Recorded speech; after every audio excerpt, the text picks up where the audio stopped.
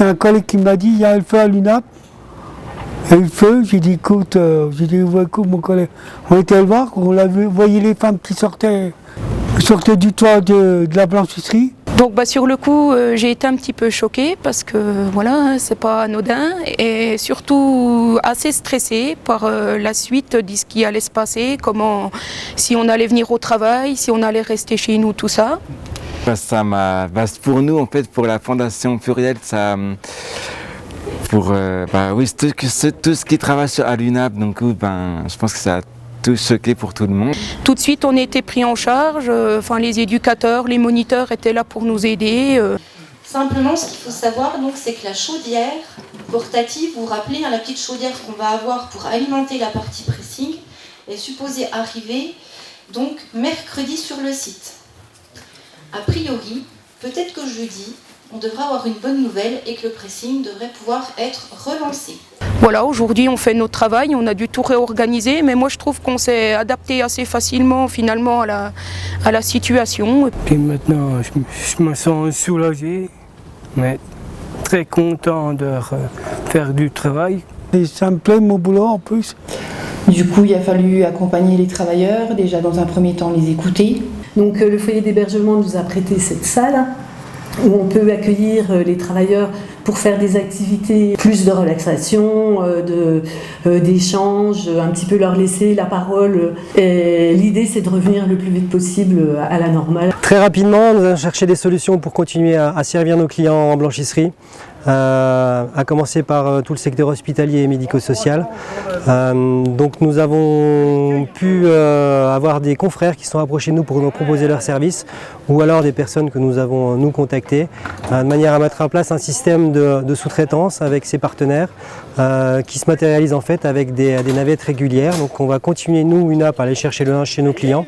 Puis le linge on l'envoie pour traitement chez nos partenaires à différents endroits sur le département et au-delà.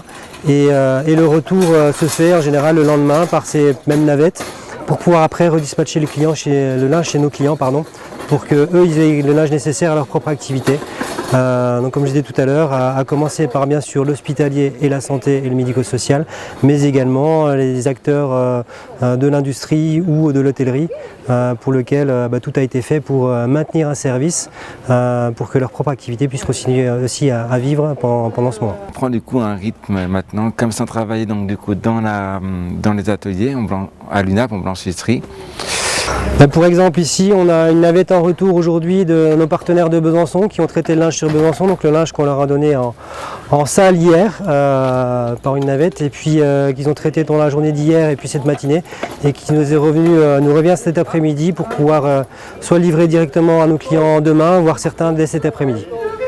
Donc ça nous permet de faire les choses du mieux possible et d'être confiants. Je tiens quand même à féliciter et à remercier l'ensemble des équipes et des travailleurs qui ont su trouver en eux une énergie positive et redonner âme en fait à tout ce qui a pu potentiellement être à un moment donné dévasté par ces flammes. Donc je tiens aussi également à remercier bien évidemment le soutien au niveau des personnes ressources, et là quand je parle personnes ressources je pense bien évidemment au siège, et bien évidemment une attention aussi particulière aux élus, aux partenaires, à toutes les personnes qui ont pu nous témoigner d'une façon ou d'une autre leur soutien. Alors je pense aussi à même certaines familles qui ont pu nous écrire des petits mots. Donc un grand merci à tout le monde et on va faire pour que tout reparte de façon positive. Alors, je tenais à remercier en premier lieu les équipes de l'UNAP et notamment sa directrice et son directeur adjoint qui se sont mobilisés dès le 17 matin juste après l'incendie pour à la fois accueillir les personnes en situation de handicap dès le lundi matin et puis également permettre de poursuivre l'activité qui est la deuxième mission la plus importante évidemment si on veut pouvoir continuer à garder une activité sur le site.